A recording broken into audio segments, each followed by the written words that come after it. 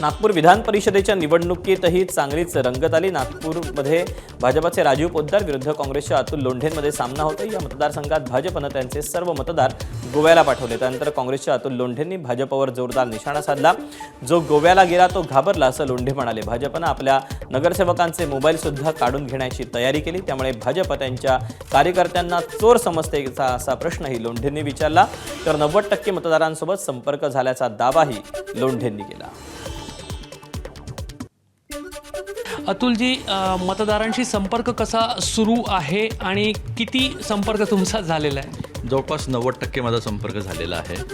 आज माझा संपर्क पूर्ण होऊन जाईल सगळ्या जिल्ह्यामध्ये, त्यामुळे आता दुसरा दौरा जो आहे तो माझा उद्यापासून पुन्हा सुरू होईल।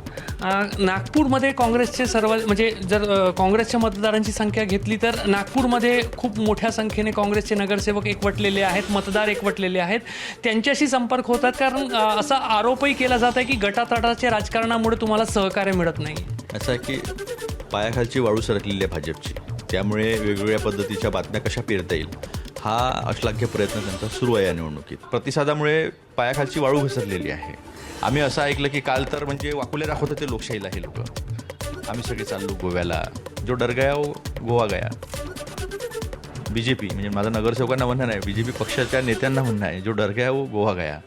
कारण की हात दाखवून ते जसं पर्यटनाला थोडी चालले होते ते, आणि बावनकुळे साहेब म्हणतात की सगळ्या स्वखर्चाने चालले आहेत, तर जनता काही एवढी अजाण नाही आहे की त्यांना कळणार नाही की कोण घेऊन चाललं, कशासाठी घेऊन चाललं, काय कारण आहे। त्यांचे मोबाईलसुद्धा जप्त करणार आहेत, इतकी भीती निर्माण झाली आहे। विकास ठाकरे यांच्या गटाशी संबंधित जे मतदार आहेत त्यांचा सहकार्य मिळणार नाही किंवा मिळत नाही असं पण काही लोक चर्चा करत आहे किंवा ती करवली जात आहे का तुमच्या मते? का त्यांना ज्या दिवशी पदग्रहण झालं प्रफुल्ल गुडधेंचं, त्या दिवशीचं विकास ठाकरेंचं भाषण ऐकायला पाहिजे। विकास ठाकरे हे काँग्रेसचे नेते आहे, त्यांच्या नेतृत्वात विपरीत परिस्थितीमध्ये आम्ही नागपूरमध्ये जो लढा दिला तो तुम्ही बघतात। काहीतरी खुसपट काढायचं बा, मीटिंगच घेतली नाही। अरे ते रोज माझे भाऊबंद आहे, ते त्यांच्यासोबत रोज आम्ही उठून बसून राहिलो जेव्हापासून राजकारणात आहे।